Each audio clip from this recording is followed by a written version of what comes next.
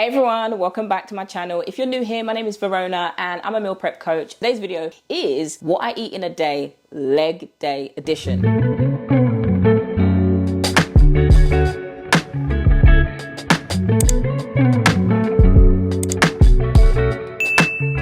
So I started off with split stance RDLs with a kettlebell and oh my goodness, could I feel it in my glutes. And as if that wasn't enough, I went on to the abductor machine and look at me, I'm melting. My glutes were absolutely finished. And then I decided to go and do some quads. And by this time I was done. Let me go home. Recently I've been eating a lot of meat. I've been eating a lot of chicken.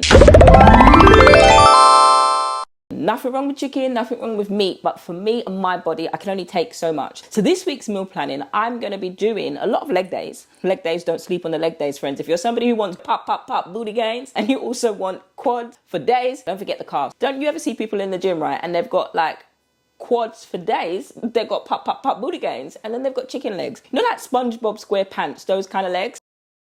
We don't want that look. Don't forget your carbs. For this week, the meal prep that I'm planning is a lot more plant-based. Now, I don't know if I've shared here, but I definitely have shared over on the podcast.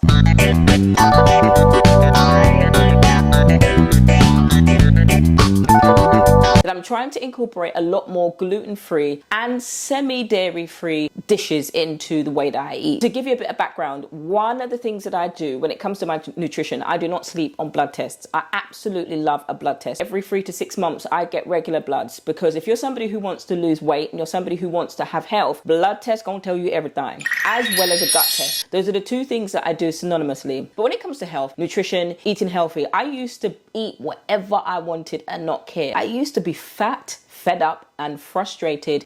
You know, when you're overweight, right? You tend to get to a point where you get into a cycle where you eat, you know, you shouldn't be eating those foods, but because of the habits that you've got well, for me, when I felt sad, when I felt lonely, I ate those feelings away, and the food did good. For a short time, it did good, but for my gut health, it didn't do so good. For 20 years of my life, I was suffering with gut health issues and I never quite knew what it was. There was like this burning pain in my throat. Later on, I found out that it was GERD. All I needed to do in my case was lose weight and change my diet. But those were two of the biggest challenges that I ever had because the weight loss industry that time was telling me, if you want to lose weight, you've got to cut out carbs. You've got to cut out carbs. Don't eat sweets. Don't eat this. Don't eat that. And it got to a point where I was like, bruh.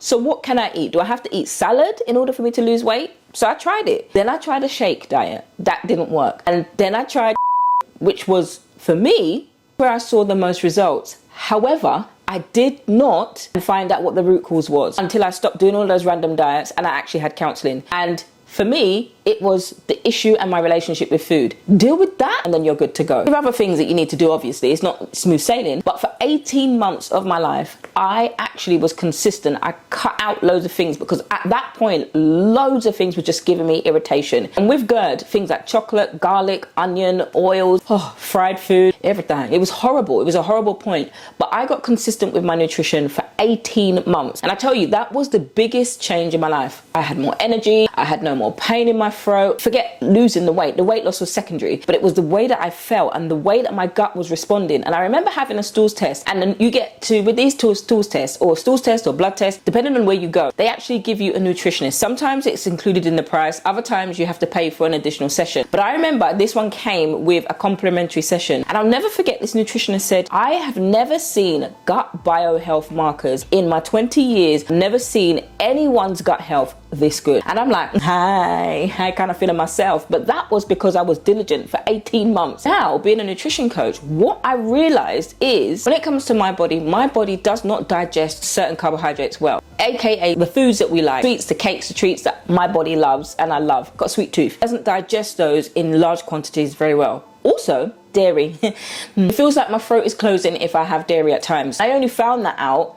through a gut test. So now that I've found that out, there's a whole story to it that I'll do. Anyway, 2 hours later. And that's the thing, when it comes to meal planning, once you get a set of recipes that take you no longer than 20 minutes, because we start to get overwhelmed when we're like, you know what am I gonna eat? You can open up a fridge, you can see loads of food. It's not that you don't have food, it's like, how do I put this and this together? Taking a step back and asking, what can I have? And then actually planning it in the meal planner. So this is my meal planning template that I've actually created and put into the meal planning toolkit. I'll put the link in the subscription where you can get the meal planning template if you're somebody who's struggling with meal planning. I've created this template and I haven't put days of the week because I don't want to be scriptive to you like that. For example, if I said to you on Monday for your lunch, you're gonna have tuna salad. You know you don't like tuna. You barely like salad leaves. You're gonna look at this and you're gonna force yourself to eat it. Then you're gonna say, you know what, this Verona, she's getting on my nerves. This not it. That is not how I roll. So instead, I help you create a meal plan that you can realistically, sustainably fit with, that you can actually do. If it's too much work, it's too complicated, then we need to figure something else out. Now let's actually see what we did for breakfast. Now I weigh my gluten-free oats as well as my unsweetened, no emulsifiers almond milk, and I top up my, usually on a chopping board, but today I used a plate, my organic strawberries and my berries. And look at me, look at me, look at me. While I'm doing that, I make my coffee with my collagen protein and get that ready. And look at my verdict. Beautiful. And these are gluten-free wraps that are here, and I spread cream cheese over it, and then I've got 2 fillet salmons cut up into cubes, and I added my salsa. Lovely. Next, I've got to have something sweet. Mini eggs is the one for me. Then I've taken my vitamins and added in some more protein with a smoothie, and now we're on to dinner time. Lovely, lovely dinner, cod and chickpea curry. Today's leg day was brutal. I am so hungry. It's 4:29 p.m. and I was hungry by 3:30.